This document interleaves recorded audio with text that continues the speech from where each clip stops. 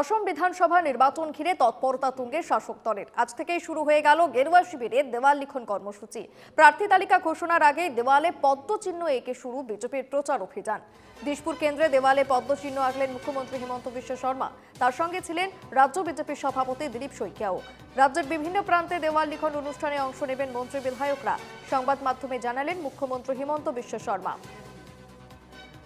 রাজ্য জুড়ে ইতিমধ্যেই বিজেপির প্রচার অভিযান শুরু হয়ে গিয়েছে। প্রার্থী তালিকা ঘোষণা হয়নি, তার আগে কিন্তু দেওয়াল লিখন কর্মসূচি শুরু। দিশপুরে দেওয়ালে পদ্মচিহ্ন আঁকলেন মুখ্যমন্ত্রী হিমন্ত, ছিলেন রাজ্য বিজেপির সভাপতি দিলীপ শইকিয়াও।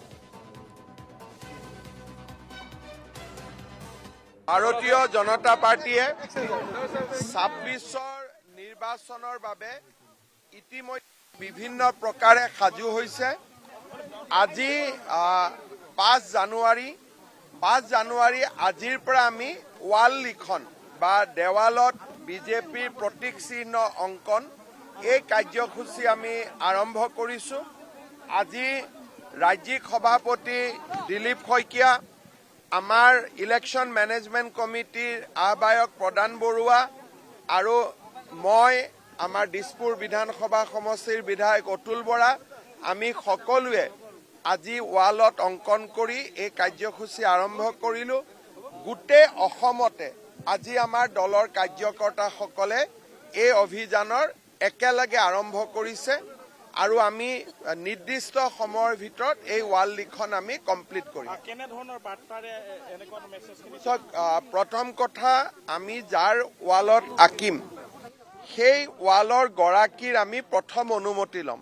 এটা আমাৰ জনসংযোগ হ'ব। প্ৰথম গৰাকীৰ আমি অনুমতি ল'ম আৰু গৰাকীৰ অনুমতি লৈ কাৰ্যকৰ্তাসকলে পদুম ফুল বা কমল অংকন কৰিব। ই এটা আমাৰ গণসংযোগো হ'ব আৰু এটা আমাৰ প্ৰচাৰ অভিযানো হ'ব। দুইটা কাম একেলগে আমি কৰিব পাৰিম।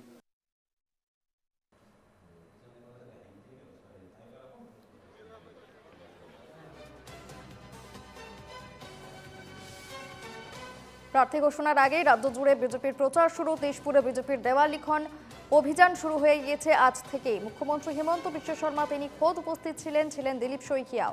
দেওয়ালে পদ্ম ফুল এঁকে আজকের থেকেই কিন্তু বিজেপির এই প্রচার অভিযান শুরু হয়ে গেল।